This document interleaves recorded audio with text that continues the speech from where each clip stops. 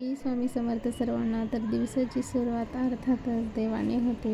छान अशी देवपूजा वगैरे केली आणि आज आम्हाला जायचं होतं बाहेर कुठं, तर चला सांगते.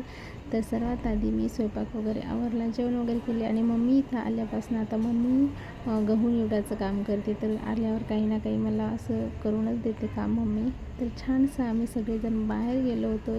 मस्त असं वातावरण होतं आणि आम्हाला जायचं होतं मस्त काहीतरी साड्या वगैरे खरेदी करण्यासाठी. तर तुम्हाला कुठली साडी आवडली ते मला नक्की सांगा आणि मीही कोणती साडी चूज करून घेतली असेल तेही मला सांगा. मस्त छान असे गाडीमध्ये गाणे वगैरे लावलं होतं आणि फायनली आम्ही पोहोचलो. तर बरीच अधिक महिना आहे म्हटल्यानंतर तर गर्दी भरपूर होती. तर सर्वप्रथम तर विशाल आणि लक्ष्मीपतीची ब्रँडच्याच आम्ही साड्या पाहिल्या आणि नंतर फायनली मला हे आवडलं नव्हतं, कारण आत्ता पैठणीमध्ये हा ट्रेंडिंग मोरचा पैठणीचा जो आहे पॅटर्न तो चाललेला आहे.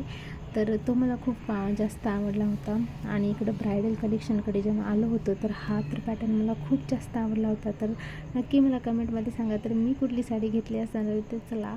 आणि त्यानंतर मुलांना भूक लागली होती म्हणून थोडंसं हॉटेलमध्ये जाऊन मसाला पापड वगैरे खाल्ला आणि आज आम्ही गेलो होतो आम्ही जिथं राहत होतो त्या घरी काकूंना भेटायला, कारण आम्ही बरेच वर्ष तिथं राहिलो आहोत, 12-13 वर्ष. त्यामुळे तिथल्या भरपूर अशा आठवणी आहेत आणि आमचं घरी तर शेताच्या साईडला होतं आणि असं एकदम म्हणजे वातावरण एवढं छान होतं, सूर्यप्रकाश वगैरे यायचा आणि खूप आम्ही म्हणजे आठवणी तर एवढ्या जास्त आहेत की बस सांगूच नका. खूप जास्त आठवणी आहेत आणि इथे पाठीमागचा व्ह्यू बघा खूप छान आहे. आणि मग घरी आल्याच्यानंतर ह्या काकूंच्या मुलींनी आमच्या हातावर मेहंदी काढली. सर्वप्रथम तर अभिच्या हातावर काढली आणि त्यानंतरून ती म्हटली की आंटी मी पण तुम्हाला काढून देणार. त्यामुळं मग मी म्हटलं ठीक आहे काढ.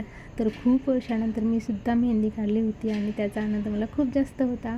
तर छान अशी मेहंदी काढत होती आणि इकडे चहा वगैरे काकूने दिला होता तर चहा घेतला आणि आता पाठीमागच्या पण साईडला ती काढते. तर छान अशी मेहंदी होती आणि मला खूप जास्त डिझाईन आवडली ती काढत होती. तर तिथून आम्ही त्यांना बाय बाय केलं आणि आम्ही निघालो होतो भांड्याच्या दुकानात, कारण म्हटलं अधिक महिना आहे काहीतरी घेण्यासाठी पाहत होतो. तर आता हे जे नवीन भांडे वगैरे आहेत ते तर होते आणि आता एक नवीन युनिक निघालेला आहे हा ग्लास टाईप म्हणा, तर तो मला खूप जास्त आवडलेला होता.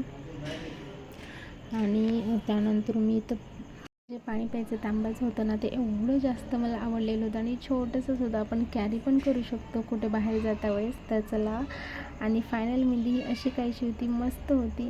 भेटूया पुढच्या व्लॉगमध्ये, तोपर्यंत बाय.